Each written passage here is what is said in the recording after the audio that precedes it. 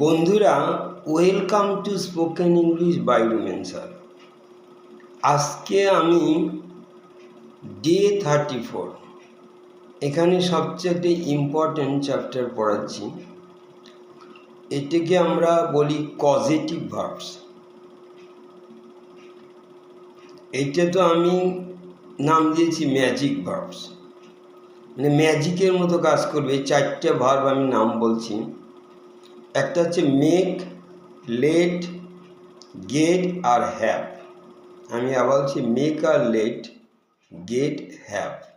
এরকম চারটে ভার্বে, এই চারটে ভার্ব ম্যাজিকের মতো কাজ করে। কেমন দেখো, আমি উদাহরণ দিই। মেক, প্রথমে মেক দিয়ে শুরু করি। মেক দিয়ে আমরা বলি যে কোনো জিনিস আমি করি, আই ডু। যেমন আই ক্লিন, আমি পরিষ্কার করি, আই ক্লিন মাই রুম। কিন্তু এখানে মেক সামবডি ডু মানে কাউকে দিয়ে কিছু করার নয়। এটা অনেকটা বলতে পারো জোর করে, ফোর্স করে। যেমন I make Ram clean my room, আমি রামকে দিয়ে আমার রুমটা পরিষ্কার করাই। আই মেক রাম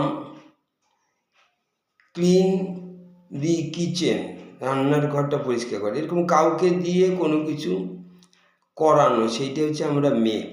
অনেকটা জোর করে। I force Ram to do this, ফোর্সের পরে টু বসে, কিন্তু মেকের পরে বসে না। আবার বলছি I make Ram do this, আমি রামকে দিয়ে কাজটা করাই। এটা আমি করি না, কিন্তু রাম করে, কিন্তু রামকে আমি জোর করে করাচ্ছি। I force Ram to do this, রামকে জোর করছি কাজটা করার জন্য। তখন এইটা হচ্ছে মেক দিয়ে শুধু আই গো আর আই মেক রাম গো, আমি কি রামকে যাওয়াই। আই রিড, আমি পড়ি, আই মেক রাম রিড, আমি রামকে দিয়ে পড়াই।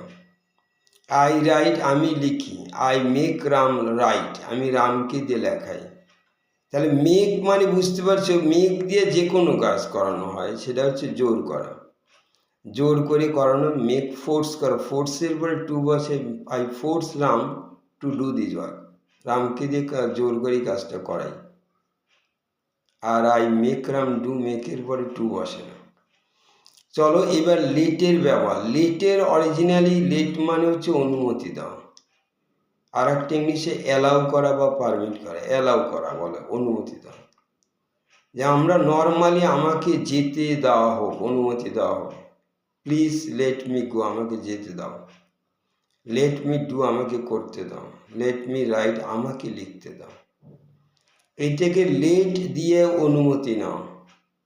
এইটা যদি অ্যালাউ দিয়ে বলতাম, তাহলে অ্যালাউ এর পরে টু বসে, কিন্তু লেটের পরে টু বসে না। যেমন আমি আবার বলছি, please let me go, let me go হয়, টু গো হয়। কিন্তু এইটা যদি অ্যালাউ বলা হয়, অ্যালাউ মি টু গো, আমাকে যেতে দেওয়া হোক, অ্যালাউ মি টু গো। কিন্তু লেট মি গো, টু হয় না। লেট মি ডু, আমাকে করতে দেওয়া হোক। লেট মি সিং, আমাকে গান গাইতে দাও। লেট মি মানে allow me to do. Allow করা হচ্ছে অনুমতি দেওয়া, অ্যালাউ এর পরে টু হয়, কিন্তু লেটের পরে হয় না। কিন্তু এখানে একটা জিনিস উল্লেখ থাকে, মেক, আবার মেকের পরে মেকটা যদি তুমি অ্যাক্টিভে টু বসে না, কিন্তু প্যাসিভে বসে। এবার যেমন I made Ram clean this room, এই রুমটা পরিষ্কার করালাম রামকে দিয়ে। কিন্তু এইটা যদি প্যাসিভ বলি, this room was cleaned, this room was না, sorry, Ram was made to clean this room, রামকে দিয়ে এই রুমটা পরিষ্কার করানোতে Ram was made to clean. আর আই মেড রাম ক্লিন, যখন অ্যাক্টিভে দেখো টু লাগছে না, I made Ram clean this room, আমি রামকে জোর করলাম, ফোর্স করলাম এই রুমটা পরিষ্কার করার জন্য, পরিষ্কার করলাম। আর Ram was made to clean, মানে বাই মি আমি দিচ্ছি না, রাম ওয়াজ মেড, রামকে জোর করে রুমটা পরিষ্কার করানো। রাম ওয়াজ, প্যাসিভে টু আসে, কিন্তু অ্যাক্টিভে নেই। আর লেটে প্যাসিভে অ্যাক্টিভে কখনো হয় না। আবার বলছি লেট দিয়ে তুমি তাকে যেতে দাও, let him go, let him to go হয় না, টু হবে না লেটের পরে, লেট হিম গো। অথচ allow him to go, allow এর পরে টু হয়। কিন্তু প্যাসিভে হি ওয়াজ অ্যালাউড টু গো, প্যাসিভে অ্যালাউড পর টু বসে অ্যাক্টিভে। আর হি ওয়াজ লেট গো, তাকে যেতে দেওয়া হয়েছিল, হি ওয়াজ লেটের পরে টু কখনোই আসছে না, অ্যাক্টিভ প্যাসিভ কখনোই। এইবার চলো এটাই দুটে গেল। এরপরে এখন আসছে গেট আর হ্যাভ পড়াবো। গেট দিয়ে বলছি প্রথমে।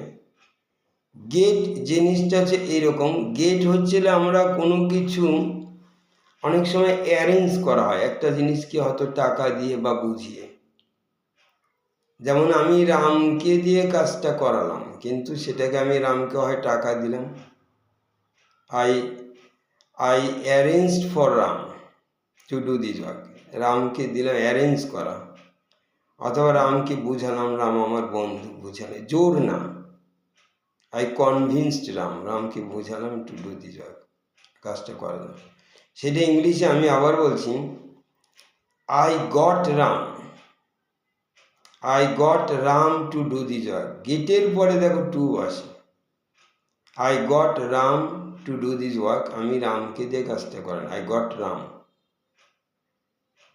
Goat Ram to clean my room, রামকে দিয়ে আমি আমার রুমটা পরিষ্কার করলাম। আই গট রাম মানে রামকে আমি অ্যারেঞ্জ করলাম, ব্যবস্থা করলাম বা করলাম। এখানে দেখো হ্যাভ দিলে, হ্যাভ হচ্ছে থাকা পাওয়া, যেটা মনে করো হয়তো তোমার অধীনে আছে এরকম কেউ একজন, তাকে হ্যাভ, আই হ্যাভ, আমার আছে, আই হ্যাভ রাম। এবার রাম হ্যাভের পরে আবার টু হয় না, গেটের পরে হয়, I have Ram clean this room, Ram তো আছে পরিষ্কার করার জন্য, I have Ram clean this, I have Ram do that work, আমার রাম আছে কাজে, এরকম। কিন্তু এইবার দেখো এই গেট আর হ্যাভ এই দুটো আমরা বেশিরভাগ প্যাসিভে ব্যবহার করি। এবং দেখো প্যাসিভে দেখো কখনোই আমরা দেখো প্যাসিভ কেমন, ফর্মুলাটা ওইরকম যে get something done, get something done মানে কোনো কিছু করিয়ে নেওয়া, তাকে আমরা বলি গেট সামথিং ডান। আর হ্যাভ সামথিং ডান, কোনো কিছু করিয়ে নেওয়া, গেট সামথিং ডান আর হ্যাভ সামথিং ডান। কিন্তু এখানে দেখো অথবা গেট সামথিং মানে কোনো কিছু করিয়ে নেওয়া, যেমন এই রুমটাকে আমি পরিষ্কার করিয়ে নিই, এটা passive, I get this room cleaned, কার দ্বারা, বাই রাম বাই শ্যাম আমি বলছি না, বা I have this room cleaned, clean এটা ভার্বের পিপি লাগে। আই গেট সামথিং ডান মানে কি, আমি বাই সামবডি সামথিং মানে করিয়ে নিই, এটা আমি করব না, কিন্তু I get my room cleaned, যে কোনো I get my work done.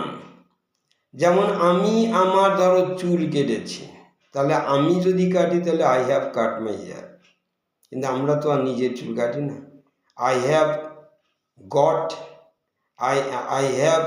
Goat my hair cut, I have something মানে কোনো জিনিস, যেমন I get my hair cut every month, প্রতি মাসে আমি চুল কাটিয়ে নিই, by somebody, by Ram, I get my hair cut.